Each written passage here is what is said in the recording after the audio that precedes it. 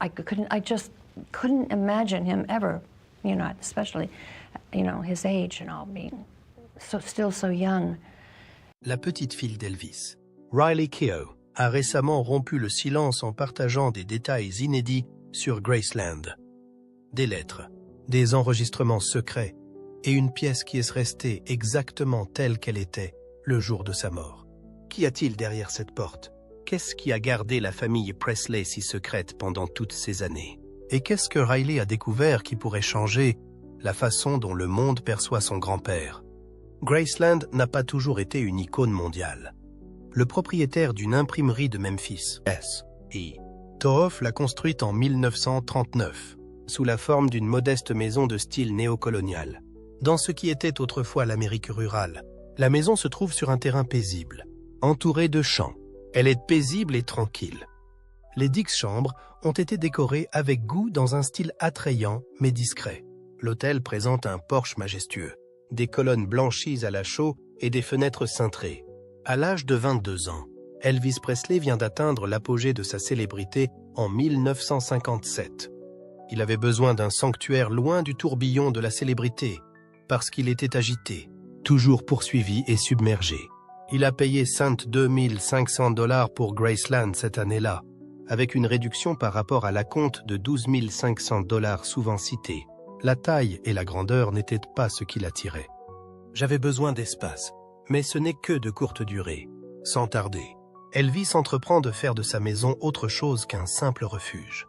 Au cours des 20 années qui suivirent, Graceland en vint à symboliser ce qu'il était.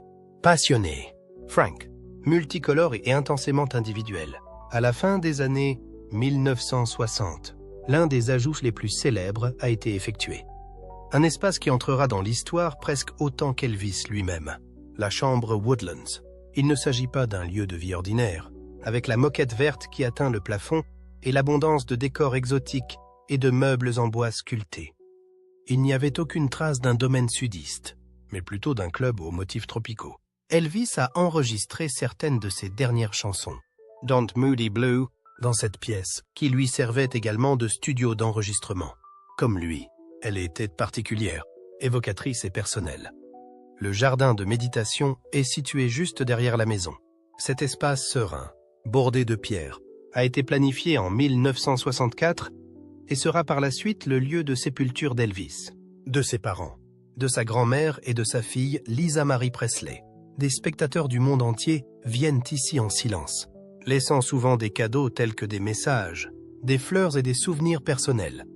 Il est rare de trouver un événement de fans d'Elvis où la ferveur se transforme en quelque chose de plus contemplatif. Graceland est accessible au public depuis 1982 et plus de 20 millions de personnes l'ont visité depuis. Les pèlerins en font leur but ultime, pas seulement une attraction touristique. Les fans de musique et de culture pop de tous les continents se pressent dans les couloirs dans l'espoir de rencontrer de plus près celui qui a tout changé. Après la Maison Blanche, Graceland est la maison la plus visitée des États-Unis. Il y a une partie du domaine qui n'a jamais été ouverte au public. Malgré les nombreuses visites des salles de musique, des trophées, des combinaisons et des voitures de collection. Depuis la mort d'Elvis en 1977, l'étage supérieur a été sécurisé, protégé et interdit au public. Les fans et les historiens restent perplexes face à cette énigme. En montant l'escalier, que voyez-vous? Comment se fait-il qu'il soit si bien gardé? Et la question la plus cruciale est la suivante. Quels secrets sont gardés dans ces chambres? Au fil des ans, seul un cercle exclusif de proches, d'employés et d'associés de confiance a été autorisé à accéder à l'étage supérieur. Ce n'est pas parce qu'il s'y passe des choses scandaleuses ou troublantes, c'est parce que la famille Presley considère cet endroit comme sacré. C'était la chambre d'Elvis, les toilettes où il est décédé, l'armoire où se trouvent encore ses combinaisons. Au-dessus du niveau du sol, tout mouvement s'est arrêté. Graceland a toujours fait partie de l'enfance de Riley Keough. Ses liens avec la maison sont profonds et vont au-delà de sa signification historique, puisqu'elle est la petite-fille d'Elvis et la fille de Lisa Marie Presley. De plus, elle s'ouvre aujourd'hui sur la signification de ces espaces pour elle. Pour lui, au-delà de tout, Elvis se cachait des regards indiscrets à l'étage supérieur, l'endroit où il se détendait, créait lissait et écrivait pendant son deuil. Cet étage est silencieux malgré la réputation de spectacle de la maison. Sous le radar, l'aspect le plus crucial de l'histoire, cependant, est cette scène même. Graceland a toujours été plus que la somme de ses parties. L'accent est mis sur ce qui n'a pas été découvert. Les observations de Riley à l'étage supérieur nous apprennent quelque chose de nouveau. La connaissance, pas seulement l'accès. Le contenu des chambres sécurisées ne se limitait pas à des souvenirs. Je me souvenais. Secret, sans filtre et authentique. Deplos, tout le monde devrait l'écouter. Secrets et vérités sont dévoilées par Riley Keough lorsqu'elle ouvre l'étage. Secrets d'étage. Personne n'y a été autorisé pendant plus de 40 ans. Visites privées uniquement. Images fixes uniquement. Images absentes. Personne, pas même les plus fervents admirateurs d'Elvis, ne pouvait pénétrer au 2e étage de Graceland, la maison où le King a vécu et est mort. Riley Keough, petite fille d'Elvis et propriétaire légale du domaine, a commencé à parler, ce qui est surprenant. Ce qu'elle a révélé est tout simplement stupéfiant. Personne en dehors de la famille ne sait ce qui se passe dans le couloir de l'étage, derrière les portes fermées. Des pièces entières préservées dans le temps. Des lettres, des chambres secrètes. Elvis, pourquoi as-tu caché cette partie du palais? Pour quelle raison Riley a-t-il choisi ce moment pour révéler ses secrets? Le 2e niveau aurait été fermé pendant des années, Elvis ne serait jamais mort. Et la chambre et la salle de bain auraient été mises en scène, selon les dévots, selon d'autres. Elvis serait parti en Amérique du Sud pendant que la famille Presley surveillait une scène de mort où un sosie était allongé. Riley, cependant, fait taire tout cela. Elle vérifie que les chambres de l'étage supérieur sont restées intactes depuis le jour de la mort d'Elvis, parce qu'il y a une énorme quantité d'émotions à traiter, et non parce que quelque chose est caché. Elle dit que c'est comme s'il avait toujours été là. C'est la même chose. Tout ce qu'il avait, y compris ses vêtements, ses CD et ses livres. Le parfum monte jusqu'à vous. Dans les murs, on sent sa présence. Le 2e étage est inaccessible depuis la mort d'Elvis, le 16 août 1977. Les conservateurs de musées ou les organisateurs de visites n'ont pas fait ce choix. Il s'agissait d'un ordre familial. Vernon Presley, le père d'Elvis, s'est personnellement assuré que le niveau supérieur resterait fermé à clé, non pas par souci de promotion, mais en tant que refuge privé. Il n'y a pas eu de mise à jour, de redécoration ou de nettoyage des chambres. À l'arrivée des ambulanciers, même l'horloge située au-dessus du lit d'Elvis est restée figée. Riley, qui a souvent fréquenté Graceland dans sa jeunesse, se souvient s'être glissé à l'étage pendant que la foule se frayait un chemin dans les couloirs inférieurs. Personne ne voulait qu'elle et ses proches touchent quoi que ce soit, ont-ils dit. Pourtant, ils restaient assis en silence et absorbaient tout, comme dans un monde hors du temps. Le petit bureau d'Elvis, faiblement éclairé, aux murs lambrissés de bois sombre, et sa collection de volumes sur le mysticisme oriental, la numérologie et la théologie chrétienne, sont ceux qui attirent le plus son attention. Parmi eux se trouvaient les notes d'Elvis, dans lesquelles il réfléchissait à des sujets tels que la spiritualité, la solitude et la célébrité. Selon Riley, certaines entrées ressemblent à des prières écrites dans un journal, les paroles de chansons inachevées. Les phrases écrites au fil de l'eau et les citations manuscrites sont parmi les plus imprévisibles. Pour autant qu'elle s'en souvienne, il y avait une seule page où le mot « free » libre était écrit à plusieurs reprises. De plus, Riley pense que certains objets tangibles peuvent éclairer l'état mental de son grand-père. Non seulement le lit d'Elvis est orné de ses draps de soie d'origine, mais 2 tables de nuit l'entourent de part et d'autre. Sur l'une d'elles, on peut trouver une Bible avec des notes écrites à la main, tandis que sur l'autre, on peut trouver des flacons de médicaments contre la douleur, dont certains sont encore à moitié pleins. Riley récupère une boîte à chaussures sous le lit et voit les mots « Ne pas ouvrir » inscrits dessus. Cette boîte contient des lettres non distribuables. Lisa Marie était la destinataire de l'une d'entre elles, juste au cas où quelqu'un tomberait dessus après mon départ. En voici une autre. Riley avoue que ces messages sont trop privés pour être partagés avec le monde entier. Elle reconnaît néanmoins leur existence et affirme qu'elles ont modifié sa vision de son grand-père. Presque tout ce qui se trouve dans la salle de bain voisine, où Elvis était mort, est encore là. Riley admet que la chambre n'a jamais été changée, mais elle refuse d'entrer dans les détails par respect. Les serviettes n'ont pas été changées non plus. Avec la même solennité qui sied à une tombe, la chambre est fermée. Ce n'était pas seulement un lieu tragique pour la famille Presley. Elvis se retirait souvent dans cet endroit isolé pour échapper au stress du monde extérieur. Riley a déclaré qu'il y restait pendant des heures, soit pour lire, soit pour méditer, soit simplement pour profiter de la paix. Les toilettes, tout comme la chambre à coucher, servèrent d'échappatoire. Riley a également fait référence à la chambre paisible, qui ne figure pas dans les documents officiels de Graceland. Un endroit isolé en haut de l'escalier qu'Elvis s'était aménagé pour pratiquer la méditation. Elvis se rendait dans cet endroit pour prier, réfléchir ou fuir, avec un éclairage tamisé, des coussins sur le sol et le doux bourdonnement d'une antique machine à son. Personne ne connaissait l'existence de ce lieu jusqu'à ce que Riley en parle. Il n'y a pas d'image de ce lieu, ni de témoignages de fans. Elle pense que c'est un aspect authentique de son caractère, que c'était un homme qui ne pouvait pas trouver la sérénité dans un monde qui n'arrêtait pas de le regarder. Selon Riley, l'étage est resté longtemps silencieux parce qu'il le fallait. Cette pièce de la maison occupait une place particulière dans le cœur de Lisa Marie. L'enjeu était trop important, trop sacré, trop irrésolu, trop terrible. Cependant, avec la disparition de Lisa Marie, Riley a assumé un double rôle, celui de propriétaire de Graceland et de porte-parole de l'héritage familial. Non pas pour le plaisir du spectacle, mais pour la compréhension. Elle s'est sentie obligée de révéler les parties inédites de l'histoire. Il s'agit d'établir des liens, et non d'exploiter, quoi qu'il en soit. Riley a précisé que l'étage supérieur ne serait pas ouvert au public. Les fans ne sont pas censés avoir un accès physique aux chambres, mais plutôt établir un lien émotionnel plus fort avec Elvis par le biais de ses histoires et de ses révélations. Elle a souligné que ce n'est pas parce qu'une chose est privée qu'elle doit le rester. Elvis est-il mort? C'est l'une des théories les plus vivaces de la culture populaire. Il est possible qu'Elvis Presley se soit enfui par un tunnel sous Graceland après avoir simulé sa mort. Même si cela semble encore sorti d'un thriller, des milliers d'admirateurs croient que cela s'est produit. Les caractéristiques particulières de ces derniers jours, son besoin de solitude totale et la conception de Graceland, qui, selon certains, comprenait un tunnel souterrain secret créé spécialement pour lui.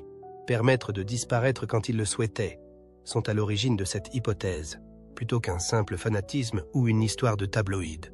Est-il possible qu'Elvis Presley se soit échappé de Graceland par un tunnel caché? Tunnel Secret.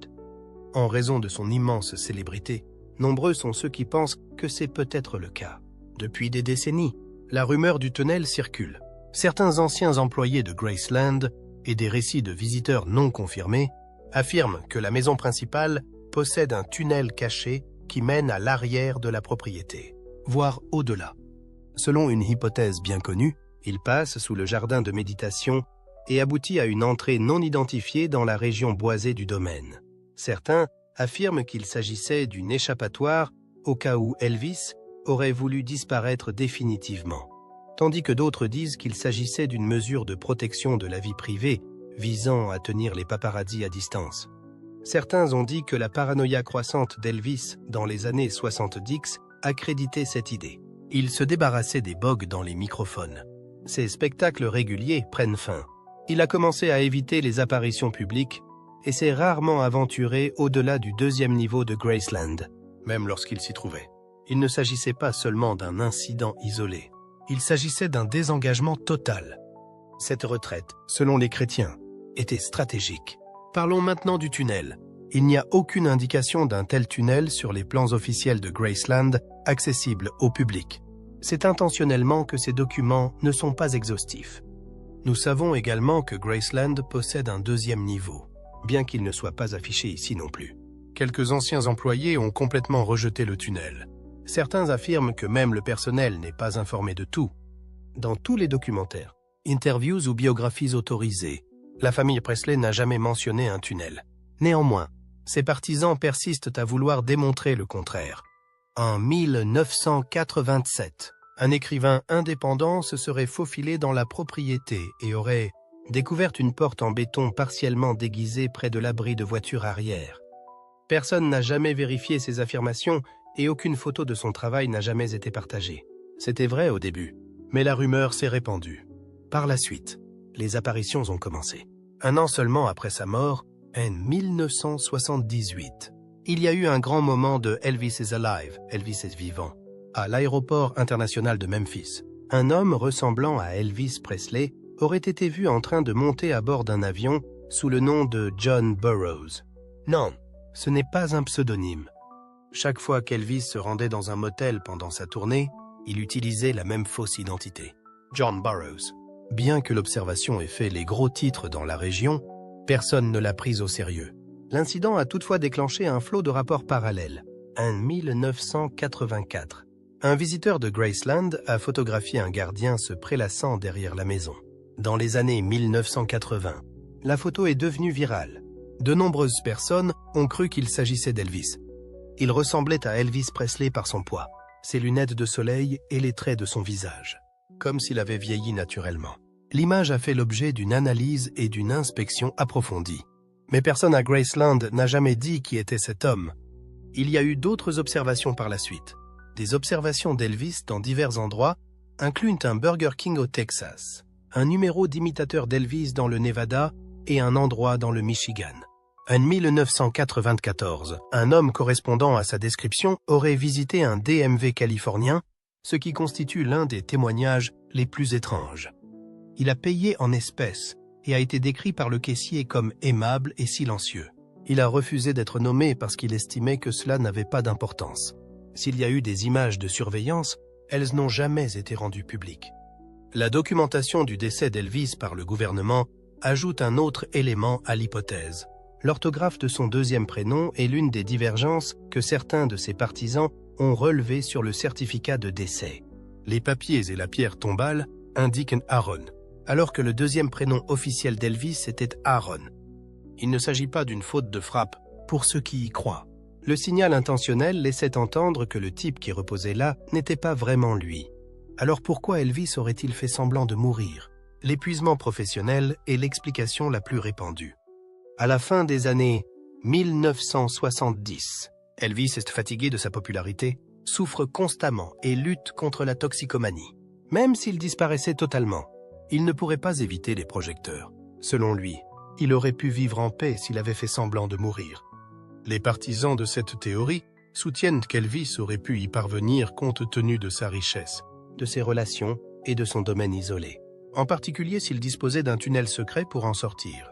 Bien entendu, il n'existe aucune preuve médico-légale solide, pas de correspondance ADN, d'empreinte digitale ou de communication vérifiable qu'il ait survécu après 1977. Sa famille a pu examiner sa dépouille lors de l'autopsie, et son enterrement a été ouvert au public. Bien qu'intrigantes, ces observations sont finalement étayées par des photographies floues et des récits non fondés. Un certain nombre de prétendus témoins se sont rétractés à plusieurs reprises. De rares images des derniers jours d'Elvis ont cependant entretenu la rumeur. Plus important encore, Elvis résidait presque entièrement dans la partie supérieure de Graceland, qui est toujours fermée à ce jour, et aucune photo publique n'avait été prise de lui depuis des mois. La nature dédaigne les espaces vides, et cette immobilité en a fait un. Le vide est donc rempli de spéculations et d'anecdotes sur l'éventuelle retraite volontaire de la légende du rock'n'roll. Il n'est pas nécessaire que Riley Keough réponde à chaque rumeur. Elle se rend compte qu'une partie de l'attrait durable d'Elvis réside dans son énigme. Elle a précisé à maintes reprises qu'elle n'était pas là pour l'expliquer, mais plutôt pour sauvegarder ses valeurs. Qu'il s'agisse de garder intactes les pièces fermées de Graceland ou de protéger son héritage émotionnel, elle pense que certaines questions sont destinées à rester sans réponse. Peut-être que le tunnel n'existe pas. Peut-être qu'à un moment donné, il n'y en avait pas. Peut-être que tous ceux qui ont prétendu avoir vu le sujet se sont trompés, et que le nom mal orthographié de la pierre tombale était une tentative honnête de rectification. Peut-être que la chose la plus provocante qu'un homme ait pu faire a été de cacher un secret au monde, alors qu'il a passé sa vie à l'exposer, en s'installant sur le trône de Graceland. Si l'arbre généalogique des Presley présente des lacunes, que se passe-t-il alors? L'idée qu'Elvis Presley a eu plus d'enfants que Lisa Marie est répandue depuis longtemps. Identité cachée ou niée des enfants. Quelques-uns de ces prétendus héritiers ont présenté ce qu'ils affirment être des preuves tangibles. Il s'agit notamment d'échantillons d'ADN, de documents de naissance, et même d'images des deux personnes côte à côte qui prouvent leur ressemblance. Certains ont saisi la justice dans l'espoir de revendiquer le nom et la fortune des Presley. Le fait que ces accusations reviennent sans cesse ajoutent du mystère à un héritage déjà compliqué, même si la plupart d'entre elles ont été ignorées ou négligées. Qui tient aujourd'hui les rênes de l'empire d'Elvis? Une autre partie peut-elle légalement contester ce pouvoir? La succession Presley vaut bien plus que cela. En raison de ses garanties juridiques bien conçues, elle est extrêmement difficile à contester. Dans le cadre de la lutte juridique qu'elle mène pour conserver son rôle de fiduciaire de la succession de sa fille, Lisa Marie Presley, Priscilla Presley a décidé de prendre la parole. Lisa Marie Presley est devenue la seule héritière de Graceland après la mort d'Elvis en 1977. Riley Keough, de sa fille, en est devenue la propriétaire après sa mort en 2023. Le changement n'a pourtant pas été facile. Peu après, la mère de Lisa Marie, Priscilla Presley, s'est engagée dans une bataille judiciaire au sujet d'un changement de fiducie effectué en 2016. À la suite du règlement à l'amiable, un aspect crucial de l'héritage Presley a été mis au jour. Il ne s'agit pas seulement d'une question personnelle. Théorie de l'héritier secret. Le terrain juridique en question est contesté et vaut des centaines de millions de dollars. C'est précisément dans ce contexte que l'idée de l'héritier secret commence à faire son chemin. Au moins une douzaine de personnes ont affirmé être les enfants biologiques d'Elvis Presley depuis plusieurs décennies. Certaines de ces allégations ont été portées devant les tribunaux, mais la plupart d'entre elles ont été publiées dans des journaux à sensation. Un individu, qui affirmait être le fils d'Elvis Presley, a tenté d'obtenir une ordonnance du tribunal pour exhumer le corps du roi afin de procéder à des tests ADN. La demande n'a pas été acceptée. Une autre fille présumée a fourni un échantillon de cheveux qui aurait été prélevé sur une mèche de cheveux d'Elvis mise aux enchères afin d'établir la paternité de l'enfant.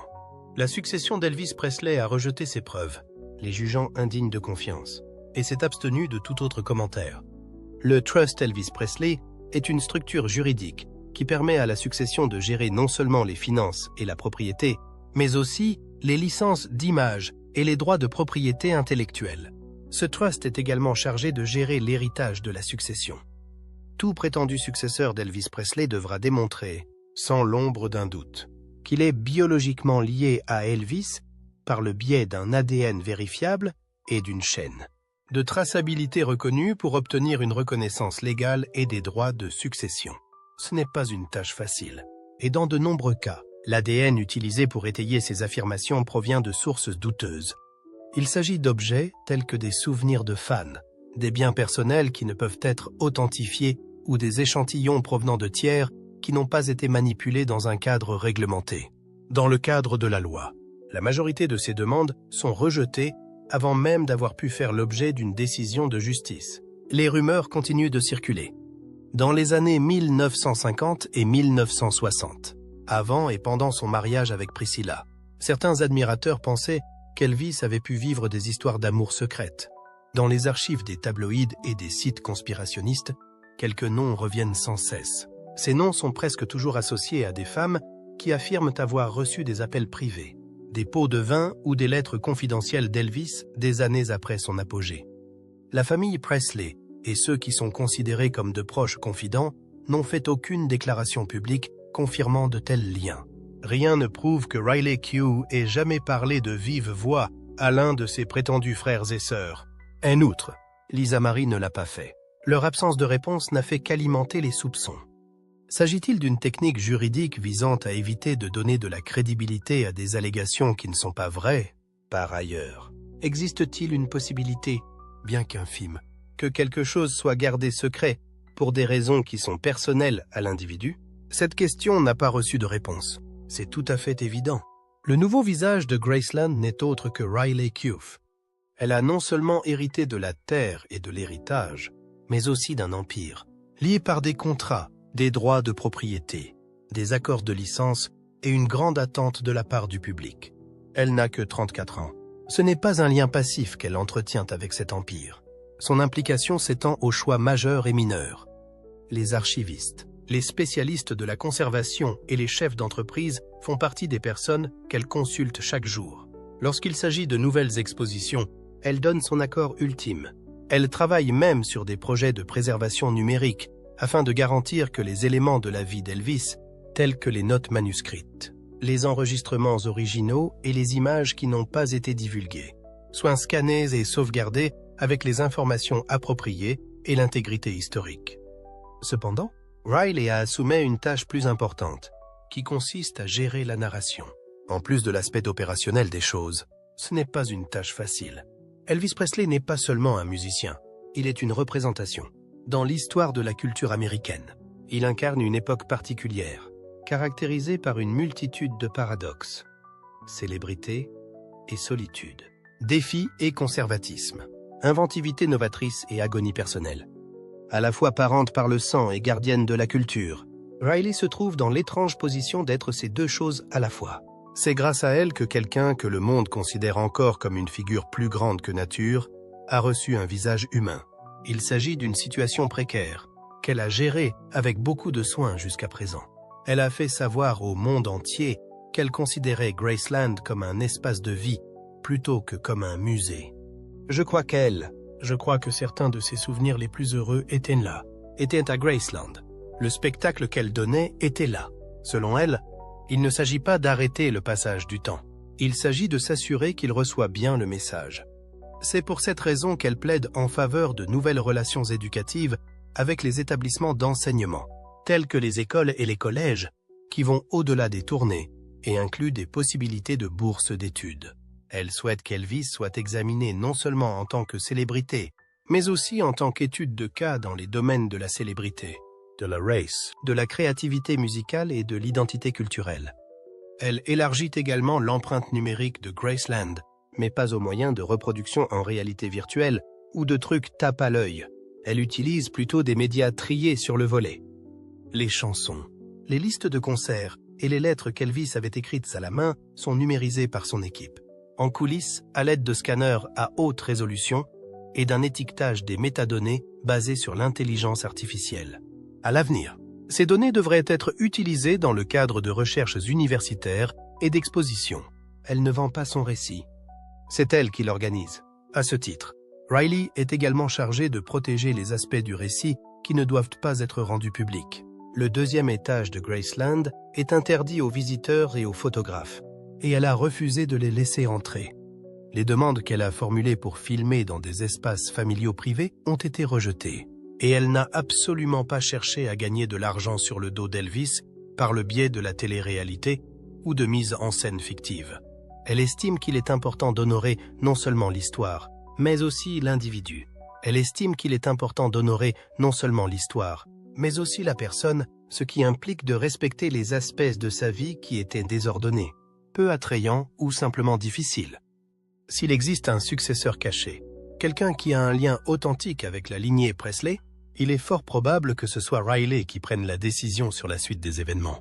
Quelqu'un qui n'est ni un juge, ni un journaliste, ni une publication sur les réseaux sociaux devenue virale.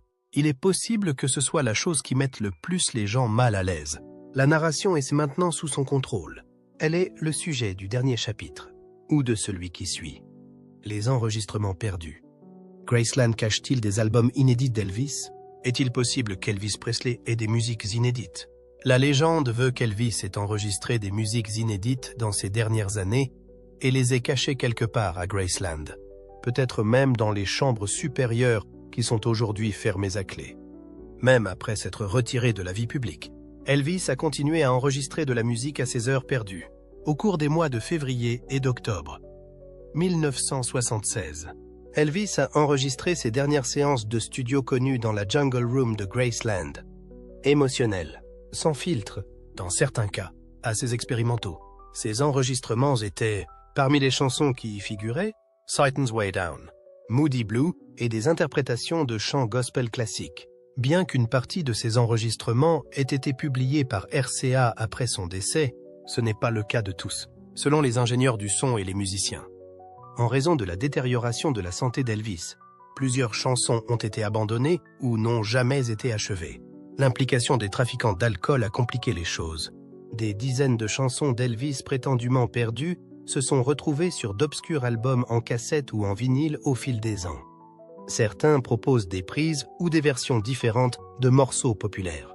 D'autre part, vous pouvez entendre des voix qui ressemblent à celles d'Elvis, mais qui sont soit des imitations, soit le résultat d'effets de studio lourdement traités. Dans les années 1990, Un bootleg tristement célèbre prétendait qu'Elvis avait enregistré une ballade mélancolique intitulée This is Goodbye dans les semaines précédant sa mort. Bien que cet enregistrement ait été réfuté par la suite, lorsqu'on y a associé la voix d'un imitateur reconnu, d'autres bandes continuent de faire surface. Les bootlegs ne sont pas la seule chose qui confirme l'hypothèse. Pas de son du tout. La collection privée d'Elvis Presley est remarquablement discrète, contrairement aux pratiques de la plupart des artistes légendaires, dont les coffres ont été ouverts et réédités à plusieurs reprises. De nombreux coffrets contenant des prises alternatives et du matériel inédit ont été publiés par RCA et Sony. Toutefois, il est important de noter que ces projets sont soigneusement gérés et contrôlés. Ce qui peut rester dans les réserves privées de Graceland et ce qui a été approuvé pour une diffusion commerciale sont deux choses différentes. Les chambres supérieures verrouillées ont toujours été un mystère. Après le décès de Lisa Marie Presley en 2023, Riley Keough est devenue l'héritière du domaine et a vérifié que ces pièces sont toujours dans leur état d'origine. Elle a déclaré qu'elles étaient immobiles et, bien qu'elle n'ait pas fait directement référence à des enregistrements musicaux, elle a fait allusion à des objets privés qui n'ont jamais été exposés ou classés publiquement. Dans un domaine, elle a senti une connexion avec. Son intuition était impeccable. Les archivistes de Graceland ont également déclaré que tous les lieux de stockage n'ont pas été archivés numériquement, en particulier la chambre et le bureau d'Elvis. Cette catégorie comprend les œuvres non publiées, les livres, les enregistrements et les documents. Un ancien employé de la succession, dont le nom n'a pas été dévoilé, a publié sur un site de fans un article sur la découverte d'un lecteur, de cassettes à bobines et de quelques cassettes non identifiées dans le bureau d'Elvis à l'étage. Personne ne l'a confirmé, mais l'histoire a pris de l'ampleur car elle correspond à ce que l'on sait déjà. Que ce soit pour se familiariser avec sa voix ou pour partager des versions préliminaires avec des collaborateurs de confiance, Elvis s'enregistrait fréquemment chez lui, dans un cadre plus détendu. Il n'a pas toujours eu l'intention de distribuer ses enregistrements. Elles peuvent avoir été très privées et intimes. Selon Felton Jarvis, l'ex-producteur d'Elvis, Presley a enregistré beaucoup plus de choses que ce que RCA a publié. Elvis ne voulait pas que quelqu'un entende ses sessions de piano inachevées ou ses enregistrements nocturnes, a-t-il dit, de sorte que le label n'en a pas eu connaissance. Personne ne semble savoir avec certitude si ces enregistrements ont été réalisés ou s'ils sont toujours conservés en toute sécurité dans un placard à l'étage supérieur. Si vous aviez la chance d'entrer dans la pièce célèbre,